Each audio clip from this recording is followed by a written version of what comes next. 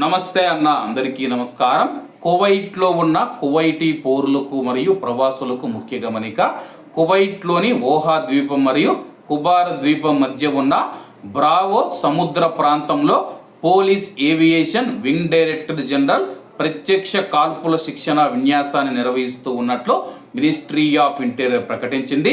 అలాగే ఈ యొక్క విన్యాసం మనం చూసుకుంటే జూలై 12 ఈ రోజు నుంచి జూలై 14వ తేదీ వరకు ఉంటుంది.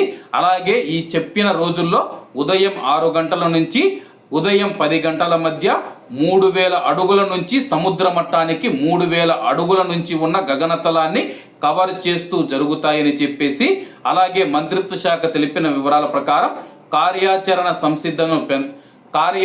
సంసిద్ధతను పెంచడానికి, విమాన సిబ్బంది సామర్థ్యాన్ని మెరుగుపరచడానికి మరియు అత్యున్నత భద్రతా ప్రమాణాలకు అనుగుణంగా మిషన్లను నిర్వహించే వారి సామర్థ్యాన్ని బలోపేతం చేయడానికి రూపొందించిన ఆమోదించబడిన శిక్షణా కార్యక్రమంలో ఈ విన్యాసం ఒక భాగమని చెప్పేసి, ప్రజల భద్రతను నిర్ధారించడానికి మత్స్యకారులు, పడవ యజమానులు మరియు సముద్రయానం చేసే వారందరూ నిర్ణీత గంటలలో నిర్దేశించిన విన్యాస ప్రాంతానికి దూరంగా ఉండాలి మరియు అధికారిక భద్రతా సూచనలను పాటించాలని చెప్పేసి మినిస్ట్రీ ఆఫ్ ఇంటీరియర్ కువైట్లోని కువైటీ పౌరులకు మరియు ప్రవాసులకు సూచించింది.